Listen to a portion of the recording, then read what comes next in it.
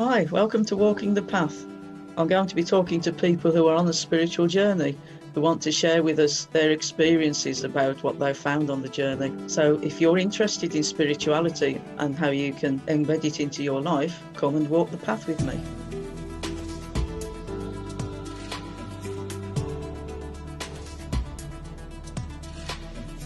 So walking the path with me today is Deb Hawken, who I must admit I've never met in real life, or I don't think I have, but we have a mutual friend called Katrina Spencer, who said to me one day, "I can't believe you don't know Deb. She's only down the road from you." And I looked at your Facebook profile and what you were about, and I thought, I can't believe I've not met you either. that's how we became Facebook friends, basically. Wow. So this is basically me finding out a bit more about you and your spiritual side and your spiritual life, really. So can we start from the beginning, if you like? Was spirituality always a part of your life, going right the way back to your childhood? That's a really interesting question, Chris, because I did have a small touch of mediumship when I was 6 years old, and then nothing after that. But I took myself off to church. My brother and my cousin are 6.5 and nearly 7 years younger than me, respectively. And I went to Karen's christening when I would have been 6. And I went to Neil's christening when I would have been 7. And then I announced that I was going to go to church every Sunday. So it sounds unbelievable in this day and age, but my parents took me down there the first day, so I'd know how to get there and how to get back. It was only about a 5-minute walk. And from that moment on, at 7 years old, I went to church every Sunday regularly until I was 14 years old. And I loved it when everybody stopped speaking and I could get on my knees and I could just communicate with God.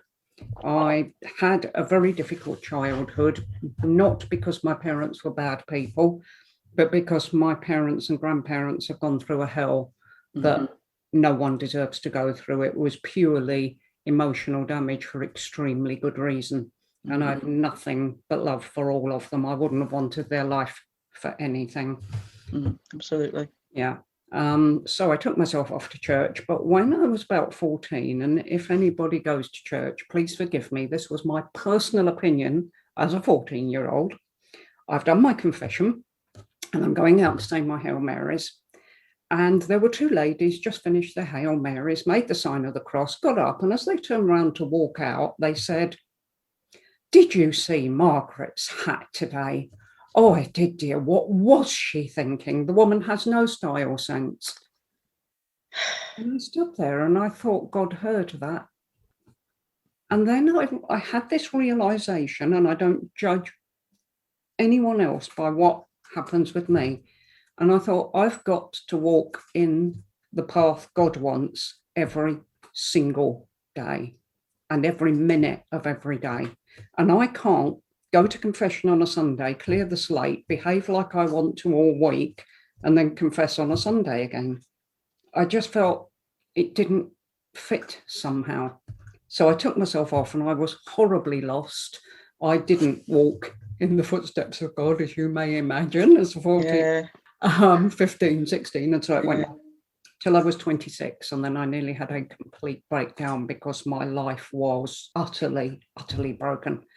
And a friend that I'd had for years, he'd done hypnotherapy, and when he trained, he asked me, would I be a guinea pig? And I said, yeah. He said, if you can be hypnotized? I said, no, but we'll see what happens. Bang. So as a trainee, he said, is there something about you that you'd like to change? And I said, yeah, I tell lies all the time. And he said, I just took a deep breath and thought, what, you? Kidding. And he said, I went, can you explain that, please? And I said, yes, I'm so scared of people and I'm so scared of getting into trouble. I tell everybody what they want to hear and then they talk and I come across as a liar, but really I'm not a liar. I'm just so scared. I can't take being hurt anymore. And he said, okay, talk me through something. I've never remembered what. And from that day to this, I've always been able to say what I thought. So, of course, when I realised that I was possibly on the verge of suicide, I picked up the phone to Keith and I said, you in hypnosis, you solved that problem completely. can you help? And he was over there the next night. And I didn't know how spiritual Keith was, but he wasn't a psychic medium. He was just a spiritual guy. And he taught me about Krishnamurti. I'll always forget the first thing he taught me was a good relationship is two tall trees standing side by side, neither in each other's shadow. Yeah. And amazing. And he taught me all that. And then about 10 years later, I was given a spirit guide.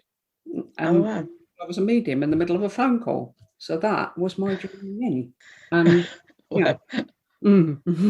I hear what you say about your parents. I had very similar childhood to you, I think.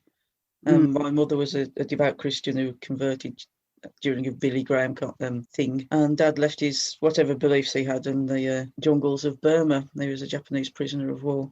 I'm not surprised. That would be very hard to keep belief through that. Absolutely. And it's to say somebody with my beliefs and abilities growing up in such a scenario, I'd say it was character forming. Other people might say it was interesting. But I'm like you, as I've grown older, I completely understand why they were like they were. Yeah. And I too ran away from any form of Christianity when I was in my teens, any spirituality. And then I came back to it sort of with a bang after my parents died. And, I didn't have to answer to them anymore. I could follow my own path. And so I went back to being spiritual. Yeah. Which brings me here. So becoming a medium in the middle of a phone call intrigues me. I became a medium walking downstairs on a Sunday morning. so yeah, I'm intrigued by that. So in the middle of a phone call. Yeah, I'm impressed you didn't fall down the stairs with that surprise. I nearly did. I was barefoot over that, and there were wooden stairs, so that explains something. I had some grip. Yeah, wow.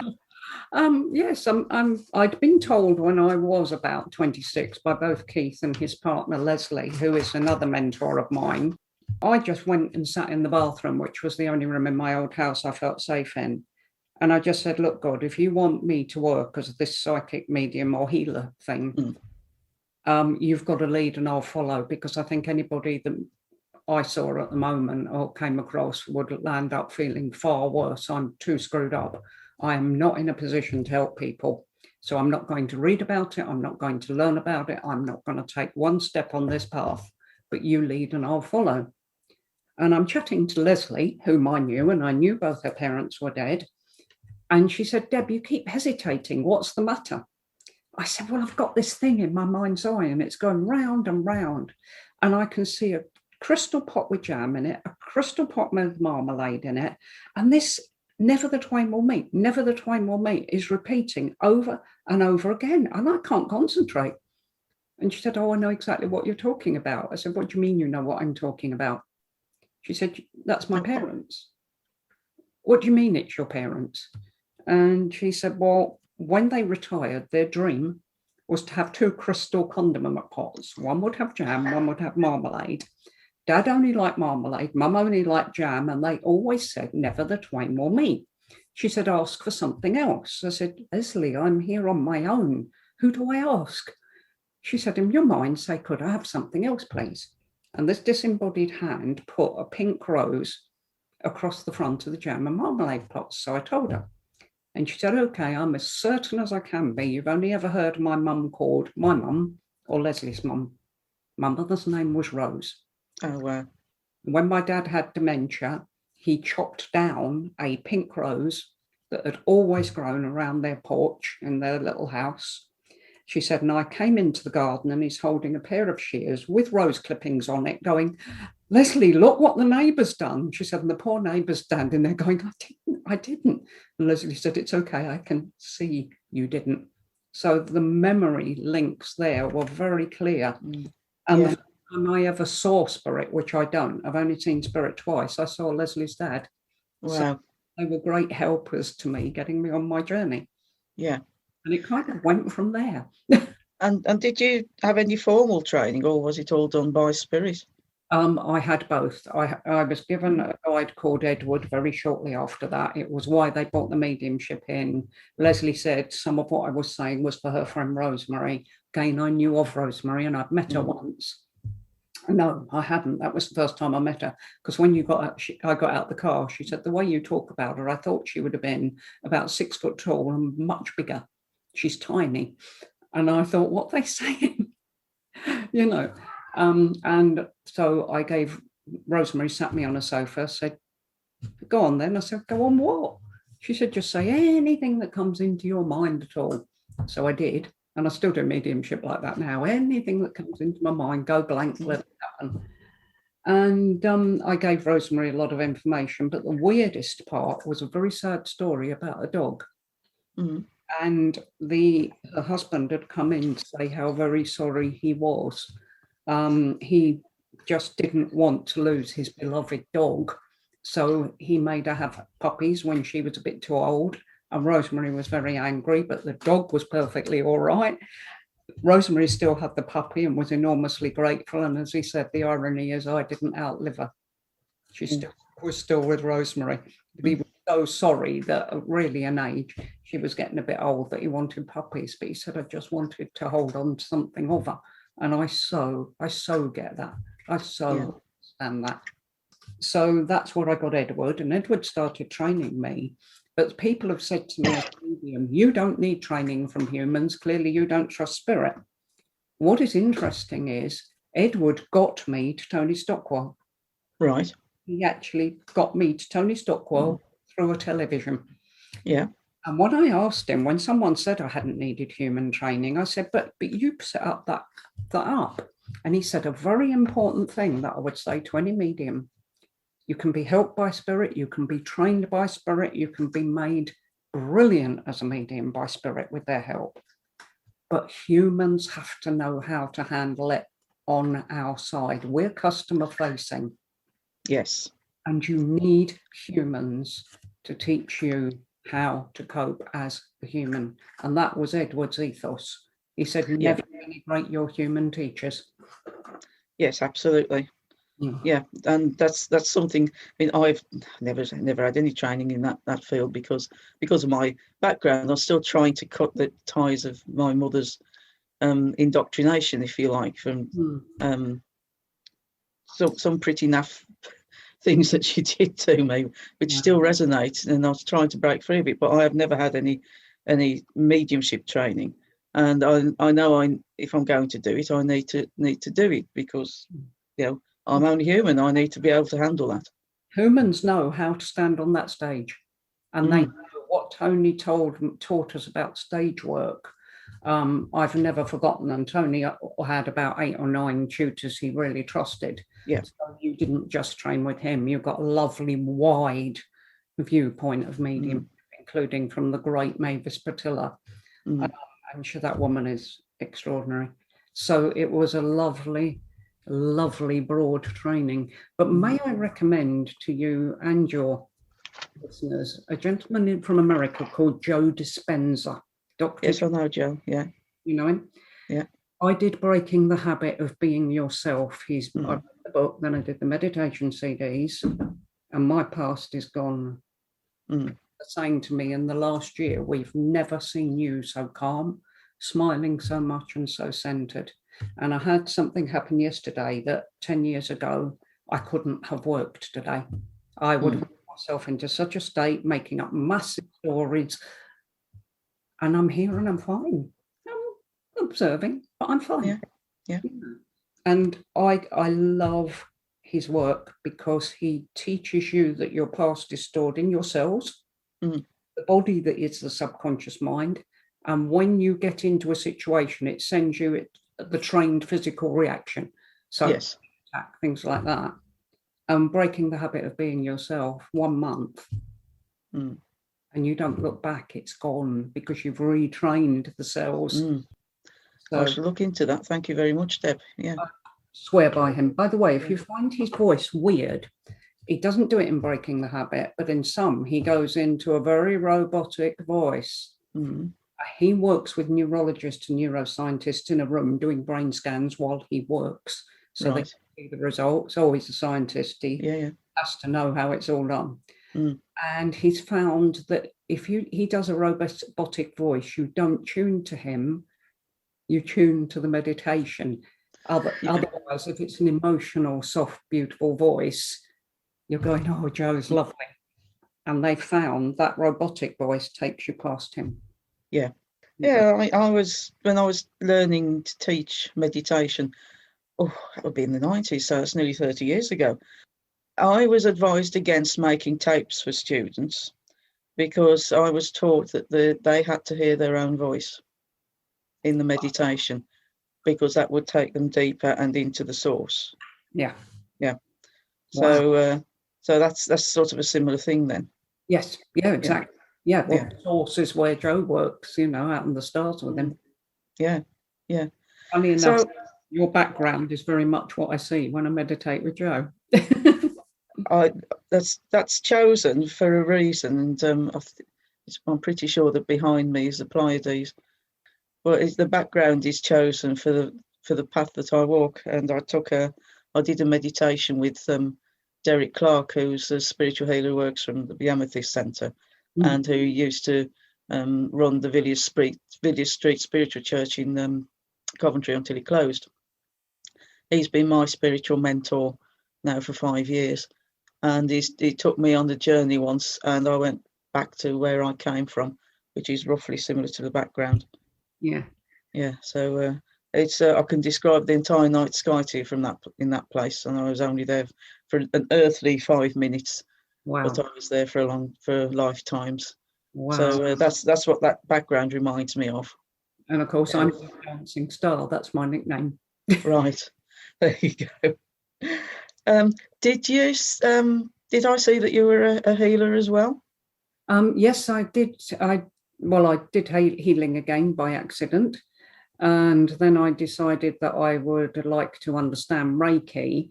And a friend was practicing being a Reiki master at the time. So I received all my attunements for nothing. So first time she got a ring, the second time she got a bracelet, and the third time I took her to see the Grand Canyon. Oh, wow. And I can giggle, but that reflects how valuable I thought it was. Yes. Tony and another tutor told me I'm a voice healer and I must always speak.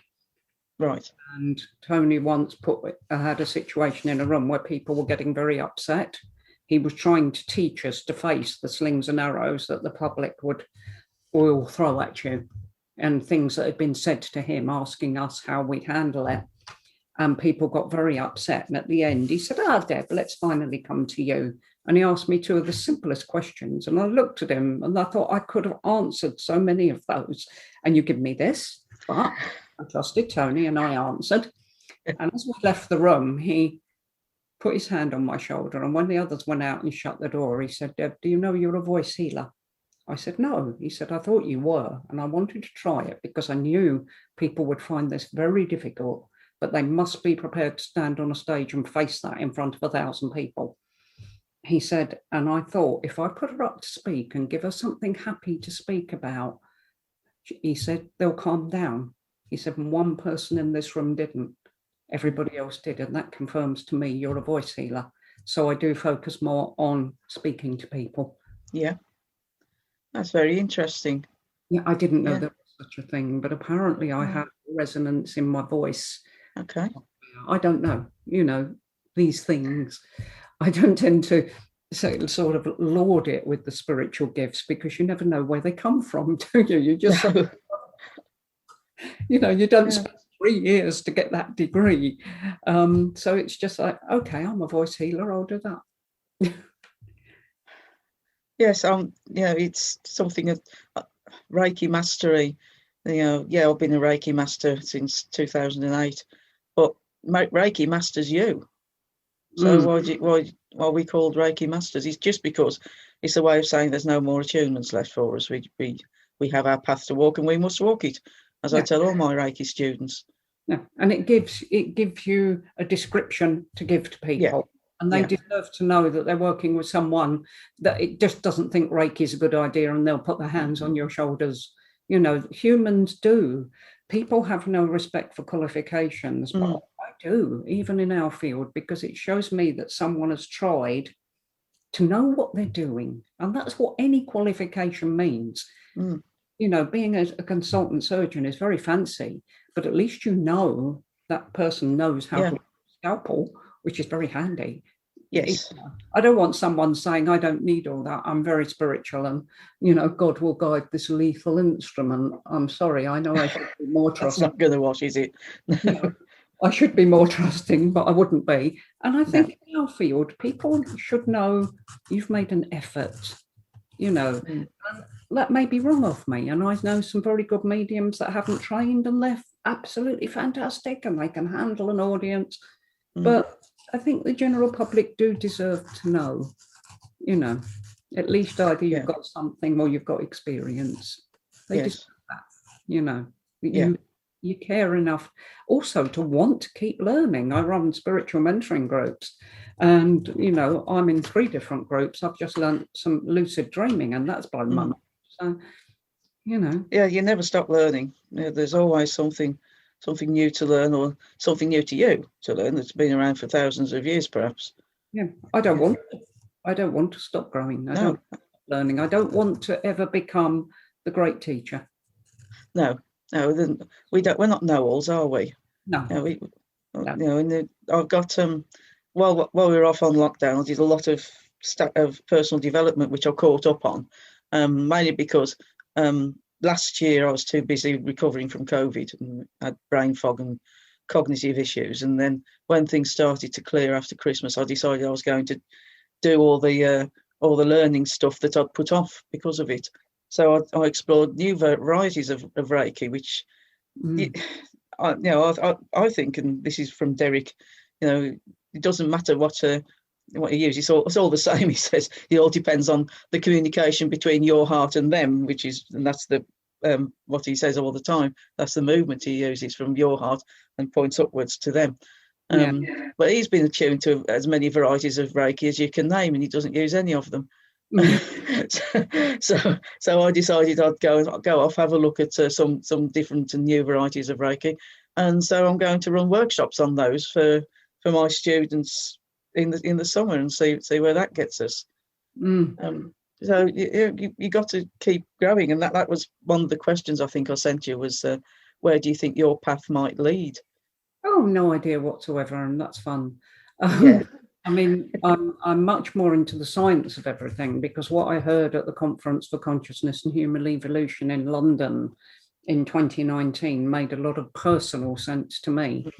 Quantum physicists have discovered that you store your memories out in the ether. So in other words, what we would call our energy field. Yeah.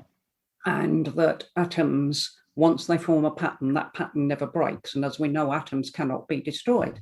And I sat there and thought, so the memories are stored out in the atomic field, the ether, the universe.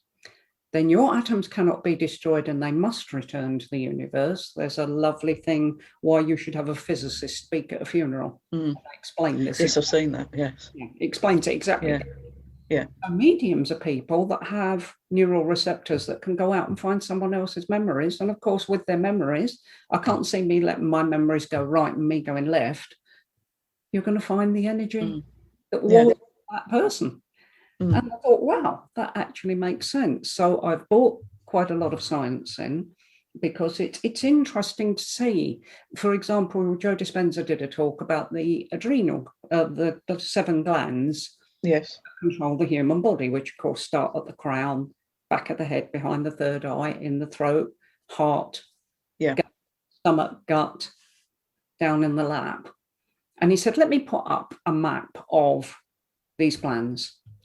Oh, silly me. I've put up a picture of Buddha with all his chakras. He said, on the other hand, 10,000 years ago, the ancients knew there were 7 key energy centers in the human body. He said, how amazing is that? They were bang on right over 10,000 years ago. He said, but we now also know every single one of those areas of your body has brain cells. And they're constantly communicating. The other one I like is Greg Braden, and he says the same thing. And he was at the conference. In fact, he's one of the people that anchored it. And he said there are more brain cells in your heart. And listening to that, I now teach all my students to really tune in to their own heart. Really tune in there. It knows best. This is your processor. It takes all that information and it makes it logical and tells you. But that heart there is where the truth lies. So, and I'm getting some, people sitting looking quite grey. Tune into your heart, feel the love, realise it's the seat of your soul. Tune in, feel you. There's a you that's not been affected by this life. It's an observer and it knows what to do. And all of a sudden, you can literally watch colour come back into face. Such wonderful stuff. So, God, and he does, in fact. Yeah. Yes. Have you ever come across someone called Jim Oshman? No, I haven't. He's a scientist in America, and he decided that he wanted to know what the scientific basis was for healing by the laying on of hands. And so he measured the frequencies, electromagnetic frequencies coming out of healers' hands during sessions, and also a placebo control group who just told to stand there with their hands on people and not actively heal or not channel Reiki. And he found that Reiki healers in particular have a raised vibration level coming out of their hands. It's it's an electromagnetic vibration. The number 3 is in there somewhere. It's something like 3 kilohertz, something like that. I haven't actually read this for some time, but if you wonder why I've just looked to my left, it's because a pigeon has literally flown up and landed on the windowsill. So that's telling me that I've got it more or less right. So I'm attracting nature. So yes, I've got something right there. But yes, we do actually transmit this electromagnetic healing vibration into our recipients when we give Reiki. And so I'm quite happy to say to people, oh, it's a load of rubbish, or it's a con and all that. Well, we know it's not, because it has been proved. We've got science on our side. Yeah, check the science. Check the science. And they're making so much sense. I mean, the ancients must have been absolutely brilliant. And we think we've advanced 10,000 years ago. They knew things. Yeah. Extraordinary. There's so much we've forgotten as a civilization, isn't there? Oh, that we are now going back to. Yeah. There's definitely more people wanting to reach for something more natural. Funnily enough, I find I've got a lot to thank lockdown for. I used to love shopping. All I wanted to do at weekends was go shopping. I didn't tend to spend a lot, but I like to go shopping and walk around the shops and that. And now I've gone back to the shops and thought, I don't even know what I'm doing in here. I'm uncomfortable. I want to do something else. And it's like widen my life out completely. It's amazing. And I get that, and my life feels wider and much more exciting. Yeah. So on that note, I think we'll go and do some astral travelling, shall we? Thank you so much for talking to me, Deb. This has been absolutely fascinating. Oh, thank you for inviting me. I really it's great, and hopefully when the lockdowns are restricted, you can come across to the Amethyst Centre and have a look around at the amazing place we've got, because you're not too far from Coventry, really, are you? No, I'm in Redditch. I'm just in Birmingham, so no, it's no trouble. I'd love to. Yeah, well, come up to the centre, have a cup of tea and soak in the vibes. Oh, I will soak in the vibes. Tell me there aren't crystals there, though, because if there are, you may have to lock them away. Yes, there are crystals there, and yes, they are locked away. COVID restrictions, can't have them on display anymore. Oh wow, I haven't thought of that one. Yeah, but we have all sorts, and you'll meet the spirits in each room as well. Wow, each room has, I don't know if you've. Each room has a resident spirit or 2 or 3. Oh, nice. Yeah. Oh, lovely. So you must come. And I'll look forward to that. Thank you so much for taking part today, Deb.